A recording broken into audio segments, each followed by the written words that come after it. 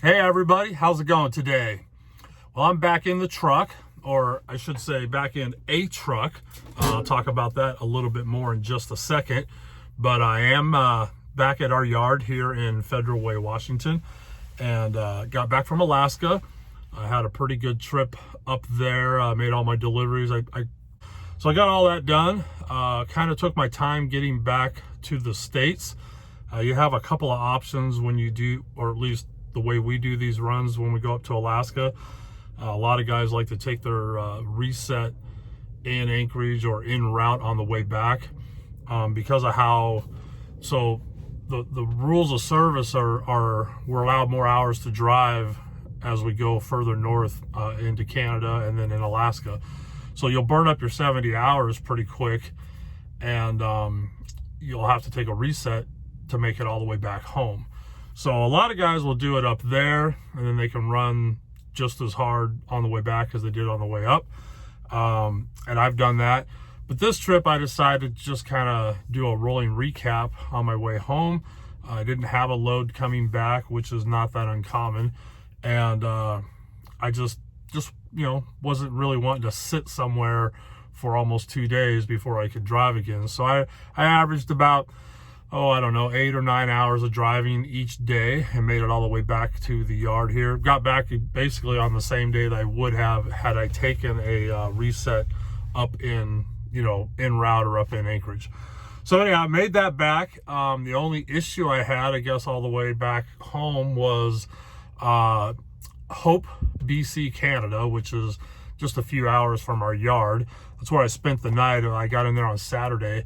And I woke up Sunday morning, probably around 3 a.m., and it was raining, and the roof of my sleeper was leaking. So I have a W9 Kenworth truck, and it's got the studio sleeper with a roof mount AC unit. So it appeared that it was leaking somewhere around where that air conditioner unit was mounted in the roof. Kind of hard to tell because it's got the diamond tuck interior, and it was following the stitching and tuck pattern of that. So there was a couple spots where water was dripping out, but it was very near where that AC unit was, so I assumed that was leaking. Well, anyhow, it was too early. I was exhausted, too early for me to get up and start driving. I tried to clean it up as best I could. My bedding was pretty wet at that point. It's amazing how much you'll sleep through. Like I couldn't believe how much my blanket, how wet it got by the time I woke up. And so anyhow, I ended up sleeping in the driver's seat for about 3 hours. Not the best sleep that I've ever had. I didn't sleep probably the whole time, but I did actually, fall back to sleep for a little bit. And so at that point, it's daylight, and it's like, this is pointless. I'm only a few hours from the yard, so I might as well just head on down. So I got into our yard a little earlier on Sunday than I originally planned. And of course, they're closed on the weekends. There's no mechanics or anybody in. We're a pretty small company, so I wouldn't see the mechanic till Monday morning, which was fine. Let my boss know what was going on. Shop guys took a look at it Monday. They pulled the whole headliner out, out of the top of the sleeper. And it was pretty much ruined, full of black mold.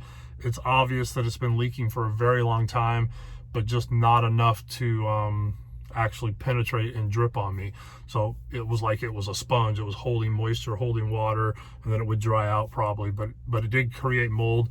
How I didn't get sick from it, I still don't know. It was pretty bad. I had some local work here that we were supposed to do, for sure one load, but it wouldn't move until Wednesday, but it was for the big trailer. And since I have the only truck and I'm the only driver that pulls that big trailer and does the big loads, I kind of had to wait around for that. So I wasn't real excited about that, because I should have been going home, like I was saying, before I went to Alaska.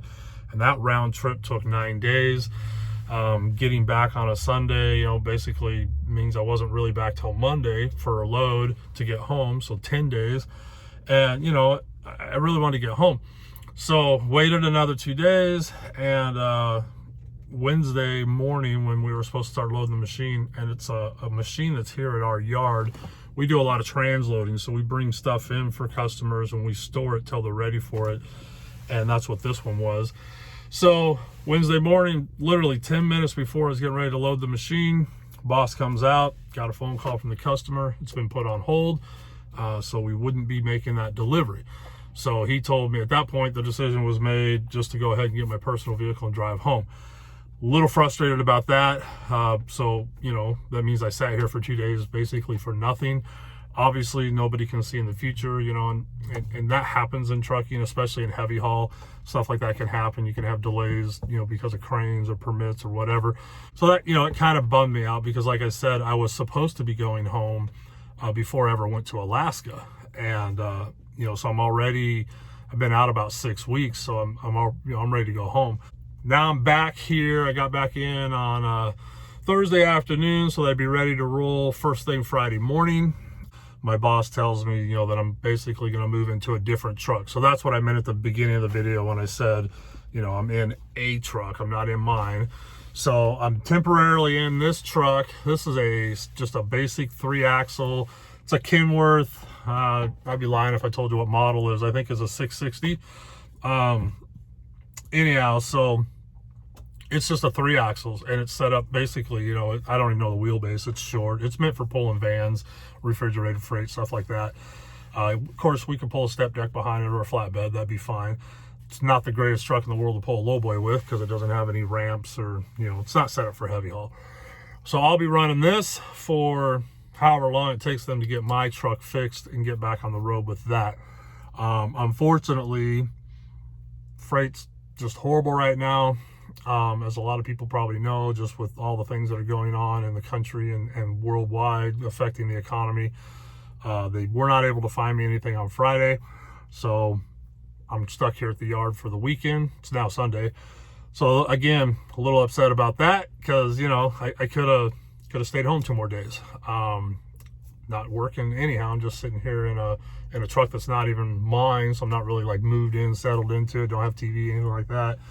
So that kind of sucks. I did get a hotel one night, the Friday night.